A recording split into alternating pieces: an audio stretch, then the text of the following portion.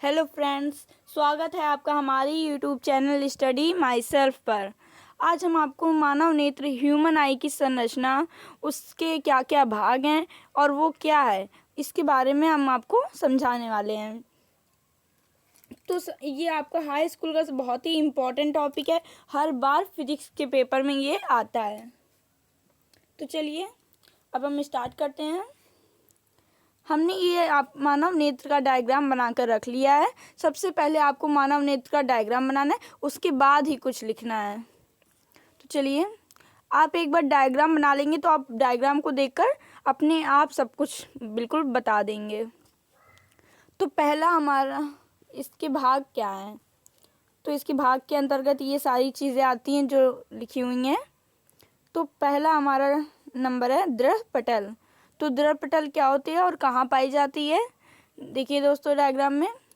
दृढ़ पटल मानव नेत्र के सबसे ऊपर की परत को दृढ़ पटल कहते हैं। ये श्वेत रंग की होती है। दृढ़ पटल श्वेत रंग की एक परत है जो कि मानव नेत्र के ऊपरी भाग में पाई जाती है। और दृढ़ पटल का कार्य क्या है?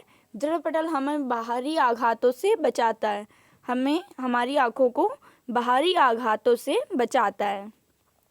अब हमारा दूसरा नंबर है कोरोइड। कोरोइड क्या होती है? कोरोइड दृढ़ पटल के नीचे वाली परत, जो काली रंग की परत होती है, उसे कोरोइड कहते हैं। कोरोइड प्रकाश को अवशोषित करके उसकी आंतरिक परावर्तन को रोकती है, यानी कि अधिक प्रकाश को अंदर जाने से, प्रकाश की पराबैंगनी कणों को आँख के अंदर जाने से रोकती है।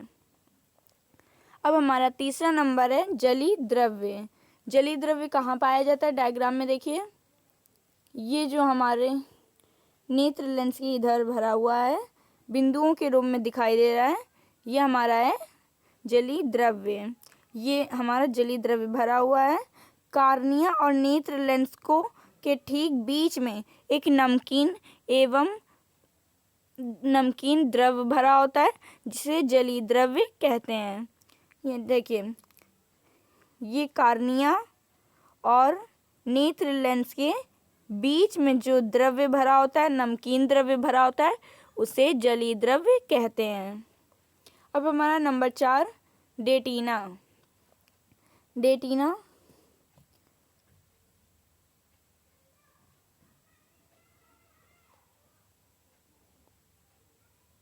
रेटिना कहाँ पर होती है? ये देखिए डायग्राम में, रेटिना कोरोइड के ठीक नीचे सबसे अंदर की ओर एक पारदर्शी झिल्ली होती है, जिसे रेटिना कहते हैं। कोरोइड के ठीक नीचे एक पारदर्शी झिल्ली होती है, जिसे रेटिना कहते हैं। अब हमारा ये प्रकाश शिराओं से मिलकर बनी होती है। ये प्रकाश शिराओं से मिलकर बनी होती है। यह वस्तुओं के रंग, रूप और आकार का ज्ञान हमारे मस्तिष्क तक पहुंचाती है। जैसे कि हम किसी चीज़ को देख रहे होते हैं कि वो किस कलर की है, कैसी है, उसका आकार क्या है, ये सब बातें रेटिना हमारे मस्तिष्क तक पहुंचाती है। ठीक है। अब हमारा 5वां नंबर अंध बिंदु। जिस स्थान पर प्रकाश किरण रेटिना को छेद कर मस्तिष्क तक जाती हैं, उस स्थान पर प्रकाश का कोई प्रभाव नहीं पड़ता है, उस स्थान को ही अंध बिंदु कहते हैं। ये देखिए डायग्राम में, ये है हमारा अंध बिंदु। यहाँ पर जिस स्थान पर प्रकाश किरण रेटिना को छेद कर मस्तिष्क तक जाती हैं, उस स्थान पर प्रकाश का कोई प्रभाव नहीं पड़ता है, तो इस स्थान को ही अंध बिंदु कहते हैं। अब हमारा पीत बिंदु। पीत बिंदु रेटिना के ठीक बीचों बीच एक पीला भाग होता है, जिसे पीत बिंदु कहते हैं। इस बिंदु पर बना प्रतिबिंब स्पष्ट दिखाई देता है। जैसे कि आपका पेपर में क्वेश्चन आता है कि सबसे अधिक कहाँ पर बनता है प्रतिबिंब, जहाँ से सबसे अधिक स्पष्ट दिखाई देता है, तो आपका आंसर होगा पीत बिंदु। पीत बिंदु पर बना प्रतिबिंब सबसे अधिक स्पष्ट दिखाई देता है। अब हमारा 7वां नंबर है काचाभ द्रव्य। नेत्र लेंस के ठीक पीछे अन्य पारदर्शी द्रव्य भरा होता है जिसे काचाभ द्रव्य कहते हैं। इसका भी अपवर्तनांक 1.336 होता है। 1.336 होता है। ये देखिए डायग्राम में, ये जो हमारा पूरा नेत्र लेंस के अंदर भरा है, रेड पॉइंट से दिखाया हुआ है मैंने, ये पूरा हमारा काचाभ द्रव्य भरा हुआ है। नेत्र लेंस के ठीक पीछे एक अन्य पारदर्शी द्रव्य भरा होता है जिसे काचाभ द्रव्य कहते हैं। इसका भी अपवर्तनांक 1.336 होता है। कार्निया, नेत्र गोले के ठीक सामने एक पारदर्शी उभरा हुआ भाग होता है। जैसे कि ये नेत्र गोला है और ये जो हमारा उभरा हुआ भाग है, ये देखिए, इसे कार्निया कहते हैं। एक पारदर्शी उभरा हुआ भाग होता है जिसे कार्निया कहते हैं। अब आइरिस, 9 नंबर है आइरिस। तो आइरिस क्या है? कार्निया के ठीक पीछे, ये हमारा कार्निया हो गया, और इसके एक पीछे एक रंगीन अपारदर्शी झिल्ली होती है जिसे आइरिस कहते हैं। ये देखिए जो ब्लू कलर से मैंने आपको दिखाया हुआ है, ये ब्लू कलर से आइरिस है। कार्निया के ठीक पीछे एक रंगीन अपारदर्शी झिल्ली होती है जिसे आइरिस कहते हैं। 10 नंबर है हमारा नेत्र तारा।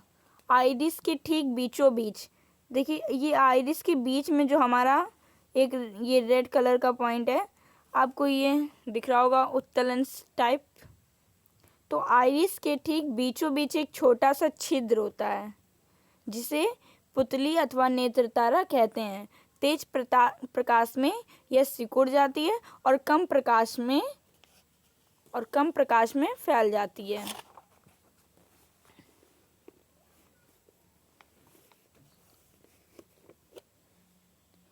जिससे कि यह प्रकाश की सीमित मात्रा को ही अंदर प्रवेश करने देती है। जैसे कि आप सूर्य से अपनी नज़रें मिलाएं तो आपकी आंखें अपने आप सिकुड़ जाती हैं, है ना दोस्तों। तो ये काम इसी का होता है, नेत्र लेंस का। ये तेज प्रकाश में सिकुड़ जाती है और कम प्रकाश में फैल जाती है, जिससे ये सूर्य की पराबैंगनी किरणों को लेंस आँख के अंदर नहीं जाने देती है। नेत्र लेंस, आइरिस के ठीक पीछे के भाग को नेत्र लेंस कहते हैं। यह कई मांसपेशियों से मिलकर जुड़ा होता है। इसके अगले भाग की त्रिज्या बड़ी तथा पिछले भाग की त्रिज्या बराबर होती है। इसमें अपनी फोकस दूरी को स्वतः ही परिवर्तन करने की क्षमता होती है जिसे नेत्र लेंस की समंजन क्षमता कहते हैं। तो यही था हमारा मानव नेत्र टॉपिक। इसकी हमने डायग्राम बनाने की वीडियो भी आपको डाली हुई है, आप चाहे तो देख सकते हैं। तो फ्रेंड्स, आपको समझ में आया हो तो लाइक करिए, कमेंट करिए, शेयर करिए।